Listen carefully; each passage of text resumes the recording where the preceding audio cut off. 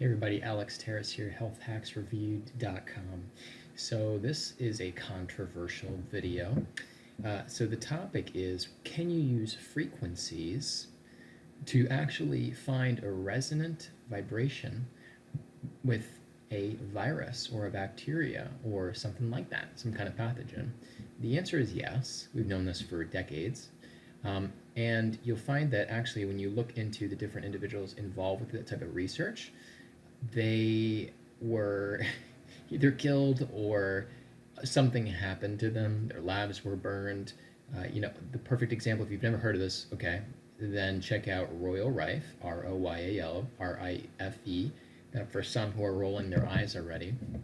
No, this is not that video where I talk about how amazing Royal Rife is. And I will actually start off with a brief comment that if somebody says they have a Rife unit or a Rife technology, Rife device, that's not true. They're uneducated or they're trying to scam you. Excuse me. Rife never had a frequency list, okay? He actually just recorded down, if anything, was which sorts of twists or rotations were required on his different crystals, his multi-wave oscillator crystals. So he had a series of crystals that would, well, I'm not going to explain how it works, but essentially I'm just going to tell you that one crystal would be clicked, let's say, to 3, one crystal would be clicked to 7, one would be clicked to 9. So what does that equal? 379. This is not the same thing as 379 hertz. We're not talking about a frequency here, even though frequencies were involved with the oscillation of the waves through the crystals and the energy running through the plasma tube and all that stuff. Of course, there's frequencies involved, but there's no, he never recorded down and converted all that, especially from the plasma tube, into some sort of Hertzian frequencies. That was never done. And if somebody says they have a Rife setup, you say, oh great, show me your crystal set. And oh, where's your probably $1 million microscope? If you really tried to recreate the microscope he invented, it would probably be fairly expensive. I don't know if it'd be $1 million, but that was also to always double check that the virus was actually resonating and it was destroyed. But anyway, so that's really the side tangent in this video. What makes this video controversial is that what you're looking at in front of you right here is a leaked, we're assuming somebody leaked it from the National Institutes of Health, because this document, which is 100 pages, actually was on the website at one point and then got pulled off the website. And for those of us who do a lot of research, we know that several organizations and multiple different countries have large recordings of frequencies, vast databases of frequencies that will do different things to modulate healthy signals in the body, as well as go after specific viruses, pathogens, things like that, and destroy them. So the FDA, by the way, hates this stuff. If anybody says they have, frequency healing or Rife technologies, there's a long track record, probably hundreds of businesses at this point that the FDA has attacked over the last several decades. So I'm being very careful here. I would like anybody who's in the health field, who's interested in frequencies, to contact me, and I will send them this document. And I'd like you to spread this document around, because this is the big secret here. Look at how controversial this is. I mean, I could pick any of these. Ooh, an avian, a virus from avian. Wait, oh, this one's even better here. Alzheimer's disease. But wait a minute, you can't just. There's no treatment for that, surely. Wait, but are they saying that there's a pathogen involved? A pathogen with the Alzheimer's disease that is having some sort of effect on the DNA or the genes? No, can't be. All right, never mind. We'll just forget that ever happened. Let's just move on forward. I mean, look at how large this document is. It's pretty darn thorough. Bacteriophages. Oh, Borrelia, plasmids. But Lyme, I'm not sure if Lyme disease even exists. Anyway, so a lot of people, what we're actually finding is with the severe disease states, where somebody has a lot of different co-infections, a very large percent of the time, 85% plus at this point, people are actually infected with Borrelia. So you might say, well, nothing showed up in my Lyme, and I got the test, nothing showed up. Well, if you get the right test, you're probably going to find these guys. So you can actually run a frequency sweep. So let's go back up here a second.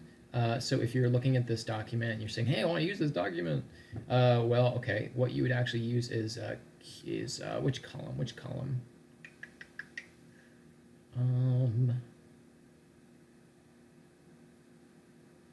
Yeah, down over here, the debilitating frequency.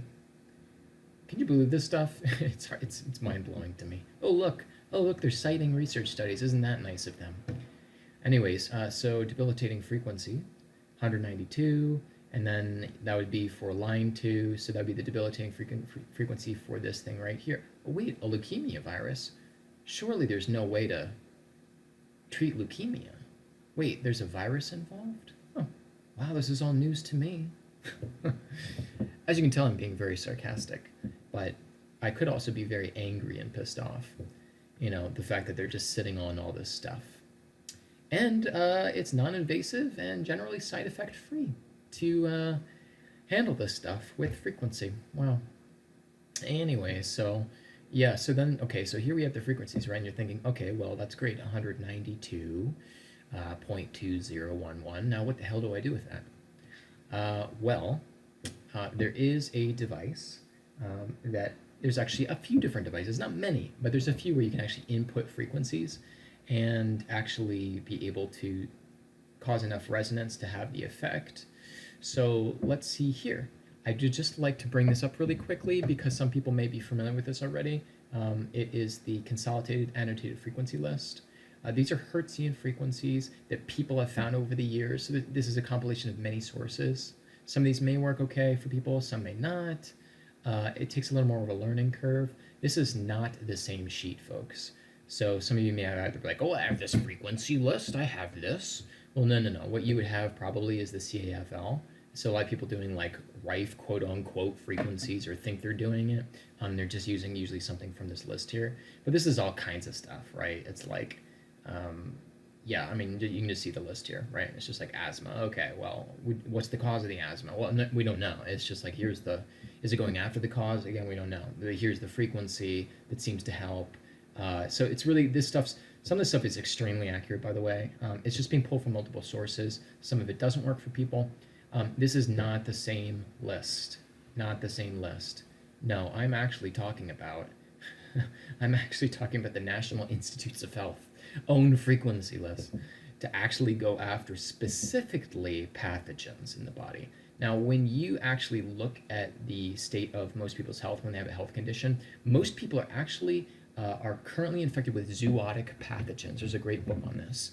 So everybody's pretty much infected for many reasons, some of it very controversial as to why. Many people are carrying around all kinds of pathogens, and they're finding they're really interconnected at the root of so many health conditions. You will almost always find a pathogen that's involved. Just like they're studying bacteria right now in the biome, they're saying, oh wow, it's actually the biome, it's this bacteria over here that really has the big effect on health. And they're tracking and breaking and analyzing down to exactly what bacterial strains. So keep in mind that pathogens disrupt all of that. So they have a massive effect on every aspect of the body and really could manifest theoretically any symptom, any condition, indirectly or directly, just by acting on the biome itself, or let alone acting on something else.